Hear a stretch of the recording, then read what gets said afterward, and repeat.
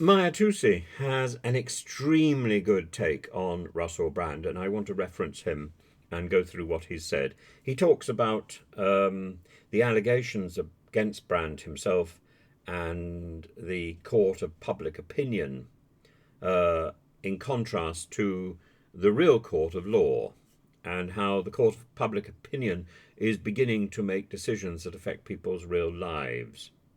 Well, so, so is the court of law. Simply the act of being arrested, that destroyed the career of Cliff Richard, really, as it destroys the career of so many teachers who are arrested on spurious grounds, and then 2 years later, it turns out that they're perfectly innocent, but their career is killed. Priests, their career is killed. And I've seen people struggle through 2 years of absolute misery simply because of a malicious allegation, which has to be taken seriously. We have to listen to the victims. We have to listen to people who uh, need to be heard. Uh, Maya says that there's this principle: we must listen to women. Yes, we must listen and we must believe, but then we must test the evidence, and we must always question the evidence. But we must listen, and we must listen intelligently. Uh, and we must also presume innocence, and that's much harder in an age of social media.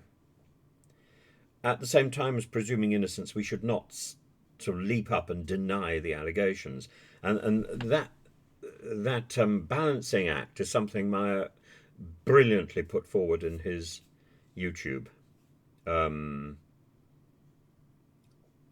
he talks about people becoming tribal, and he compares this to football. I don't know when football suddenly became this great national, international obsession. It wasn't when I was a child, um, but there have been so many um, obsessive, loyalty commanding interests. If you go back through history, you can go back all the way to the Byzantine Empire, where people were killing themselves over which charioteer they preferred.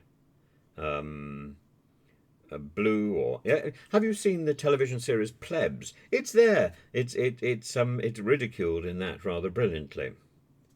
But I think we shouldn't be in that sort of world. I think we should be in a world where we are celebrating our individuality and our difference rather than our herd mentality.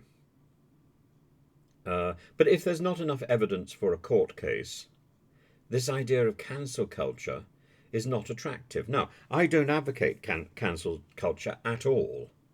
If you can't prove something, that's fine. But at the same time, I decided back in 2008 I really didn't want anything to do with Russell Brand.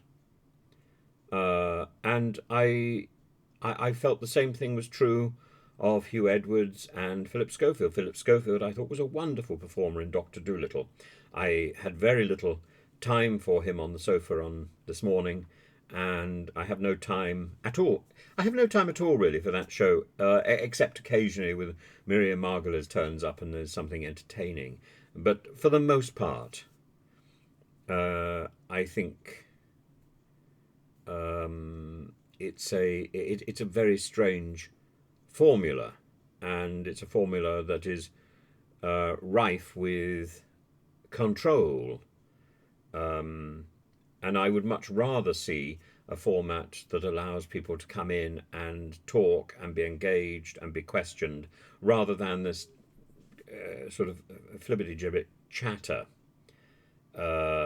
And we want to have engagement all the way through the day, if at all possible. And I feel that that isn't now provided by the wireless, by the radio. It isn't provided, and it's almost never been provided by the television. But it could be. We need to take allegations seriously, um, and and we need to recognise that the world divides into those people who like this person, those people who don't like this person. But that is actually irrelevant.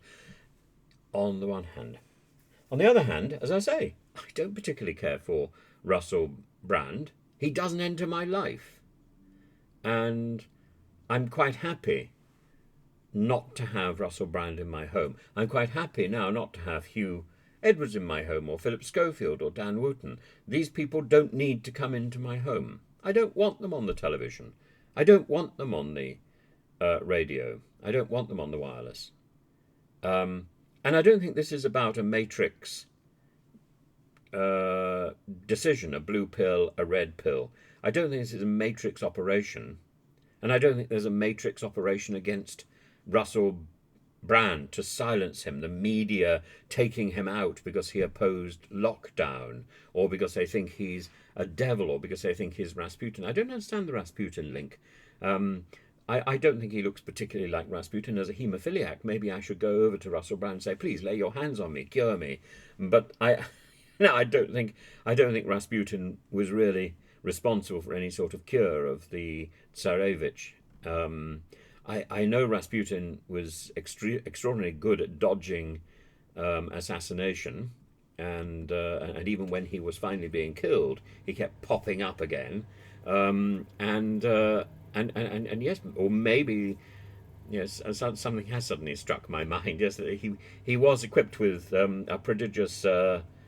Yes, well, anyway, maybe that's Russell Brand's blessing, but I have no idea.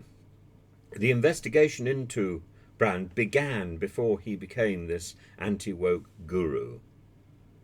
So Maya Tusi is quite right. There's no reason why we should assume that Brand was being targeted by the anti-woke brigade. But certainly, having got that investigation underway, I see no reason why the anti-woke media brigade might join forces to throw their all against him. The non-woke anti-establishment figure who commands such popularity, and it makes Channel 4 jealous. I think that's stretching it too far. Maya talks about a fellow called Carl Benjamin. In my opinion, Brand probably does have some skeletons in his closet. However, I'm sick of trial by media because it's nothing more than a lynching. Why should they have such power? If Brand committed a crime, go to the police. Until he's convicted, I don't want to hear about it. Well, I'm inclined to agree, really, except that, as I say, there is also this issue of reputation. And when it comes to public entertainers, we have a choice. Do we want this person in our house or not? And I think, nothing that I've been told in this story changes my mind, changes my opinion of Russell Brand from when he was ridiculing Andrew Sachs. Nothing changes my mind at all. I don't listen to Russell Brand. I switch off Jonathan Ross. I'm not interested in either of them. I'm quite happy not to have Philip Schofield on the telly. I'm quite happy not to have Hugh Edwards on the telly. I don't really switch on GB News unless I've really got to. And then I tend to avoid Dan Wootton. These are people I don't want in my life. As for the allegations about Russell Brand, I don't think they're very strong. And from that point of view, my energies are pricked.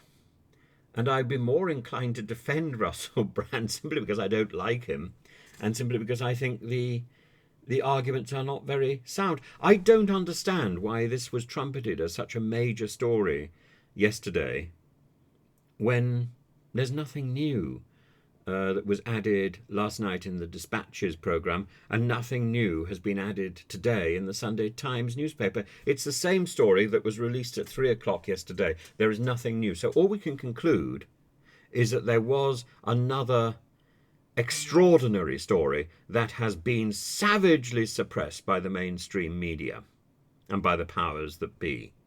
So I would strongly recommend that you hold your breath, because there is another story here which we are not being told, and which undoubtedly will find its way into the public arena in the next few months. I don't hold your breath for a few months, but figuratively, hold your breath, because this story has not finished, and I don't think it's got anything to do with Russell Brand.